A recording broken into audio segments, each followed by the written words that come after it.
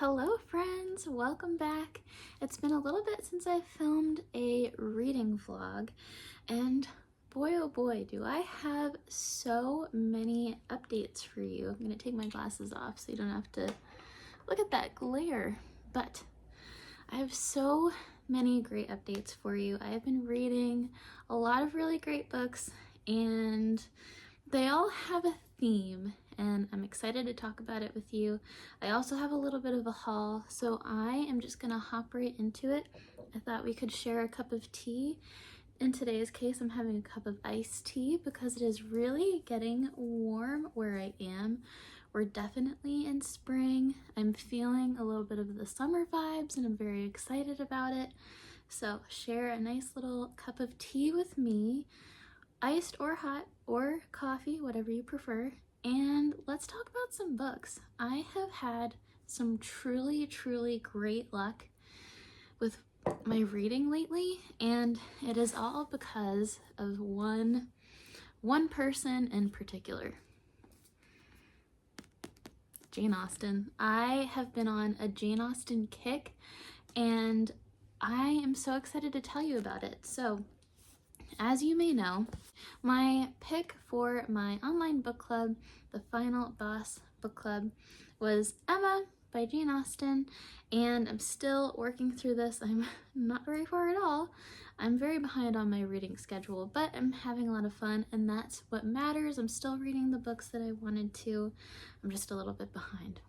So I have been enjoying this so much, but when I started Emma back in the middle of April, I had just seen in theaters the re-release of Pride and Prejudice. I think they re-released it in theaters for its 20th anniversary, and I loved it. I love that movie so much. It's one of my all-time favorites, and it really made me want to reread Pride and Prejudice. And you know what? That's what I did.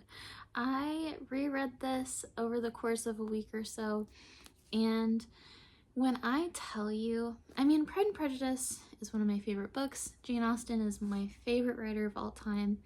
But I hadn't reread Pride and Prejudice since I think college.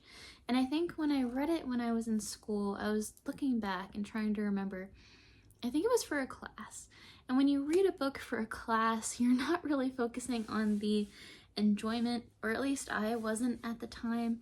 I wasn't thinking about how much I was enjoying the book. I was trying to think about what paper I was going to write on it, because I'm pretty sure I wrote a really long paper about Pride and Prejudice at one point in time when I was at school. You're thinking about, I was trying to get through my reading schedule and trying to keep up with my readings, and I had all of my other classes to think about and all the other books I was reading then, so it's like I wasn't really thinking about how much I was enjoying the book as much as I love all of Jane Austen's books. But when I reread it a week or so ago, I was just basking in how truly glorious this book is. Every moment of this reading experience was just pure joy and bliss, and I know I'm probably making it sound so dramatic, but it's so true. Like when I was reading the last couple of chapters, it was on a rainy night, it was really cozy, my husband was reading next to me, and I was just giggling and kicking my feet because the end was just so sweet and juicy and happy, and I loved it so much. And it's just, sometimes I read books or I reread books that I love, and it just reminds me how much I love reading and why I love reading. I had truly the best experience rereading Pride and Prejudice, and I do kind of wish I had vlogged it, but at the same time, it felt so intimate and personal, and it felt like I was a kid again. I remember reading Pride and Prejudice for the first time. I think I was in middle school, maybe I was in early high school. I can't quite remember, but I remember reading it for the first time and just loving every single second of it. And this copy is actually the copy I had when I was in middle school. I remember I got this. It's one of those old Barnes & Noble Classics mass markets. But you can see I wrote my name in there It was so funny. It's always funny to like look at an old book and be like, oh, 13-year-old Liz was here, you know? So it's just very near and dear to my heart, and I had such a fun time, and it really made me excited to read more of Emma. I kind of put Emma to the side to read Pride and Prejudice, and now I'm back to reading Emma, and I'm really enjoying it so far. I also wanted to talk about a couple other nonfiction books also related to Jane Austen that I have read or am currently reading that I am absolutely loving. So, in order to kind of ramp myself up for these Jane Austen books that I've been reading this last month, honestly, I was thinking that it might be good to kind of give myself a primer, know a little bit more about Jane Austen's life, and what better way to do that than to read Jane Austen at Home by Lucy Worsley. This book, I mainly listened to the audiobook, but I was given this book as a present by my husband or my mom, I believe, a couple of years ago. This has been sitting on my shelves for a really long time, waiting to be read, and this is such a good biography. If you are interested in learning more about Jane Austen's life, if you want to do kind of what I did and you're gearing up to read a Jane Austen novel, but you want to have a little bit of a primer about not just the history of the time, but, you know, her life as the author, look no further. This is the best biography I have read. I mean, not that I'm a big biography reader by any means, but this was such an enjoyable read. I got so invested in Jane Austen's life and her history and her experience. If you grew up watching as many history documentaries as I did, you are familiar with Lucy Worsley. She is a fabulous historian. She does so many great, I think she works with the BBC. She does documentaries for them. She has done plenty on Jane Austen, and she wrote this book. She narrates the new audiobook that came out recently celebrating the 250th birthday of Jane Austen, I believe. But this was just such a fun experience, you know, especially for somebody who doesn't read a lot of biographies, doesn't read an awful lot of nonfiction. I had such a fun time reading and listening to this book. It was just a great book to throw on in the background, and I would highly recommend it, especially if you like Jane Austen and you want to learn more. I was just so sad at the end. I didn't want this audiobook, I didn't want this reading experience to end. I think that's a good indication of a good reading experience. So, highly recommend Jane Austen at Home. So, those are some of the books that I have finished. A book that I am currently reading and absolutely loving is Jane Austen's Bookshelf by Rebecca Romney. This book talks about some of Jane Austen's favorite authors, some of the authors she would have read and been inspired by when she was writing her novels, when she was growing up, when she was an adult. And it is so much fun. It is so much fun to learn about the authors that I may or may not have heard of before, or just completely new authors to keep an eye out for when I go and meander around used bookstores. And that's kind of what I did. My husband and I went to our favorite local bookstore today, and I was keeping some of these authors in my mind. Two of the authors that I haven't finished the book yet, so two of the authors I've heard discussed in this audiobook are Frances Burney and Anne Radcliffe.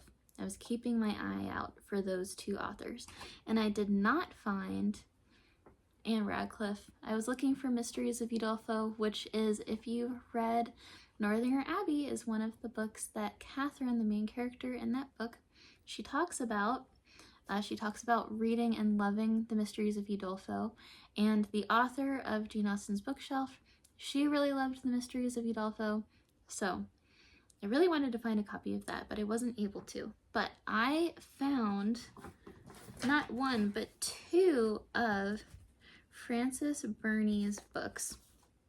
I found Cecilia, and I also found Evelina by Frances Burney. I was especially interested in finding Evelina when this book was talked about in Jane Austen's bookshelf. This sounded fabulous. It is another courtship novel. It seems like it's also a story told in letters, an epistolary novel. So I was really interested in finding this, and I was really happy that I found. So I'm really happy I found these two books. I also got, in the same shopping trip, another contemporaneous novel that isn't necessarily talked about as much in Jane Austen's bookshelf, but I got Pamela by Samuel Richardson. This was mentioned a couple times in Jane Austen's bookshelf, as well as Jane Austen at Home, I believe. I could be wrong, but this is another contemporaneous novel. Samuel Richardson was one of the most famous male authors, I believe, at that time, and I didn't have any of his books. So I'm curious about Pamela, but I am so happy I was able to find two of Frances Burney's books. I was not expecting to find her in the store. A little sad about not finding The Mysteries of Udolpho, but someday I will hunt my own copy of that down. That's my little haul for you, kind of inspired by this little Jane Austen kick that I've been having. I've been having so much fun with all of these books, with rereading Jane Austen books, reading new ones, reading Emma, reading these biographies. It has just been such a fun time, and I just kind of want to keep rolling with it. After I read Emma, if I'm still in the mood, maybe I'll read another Jane Austen book. Maybe I will read Mansfield Park. That's another Jane Austen book I haven't read.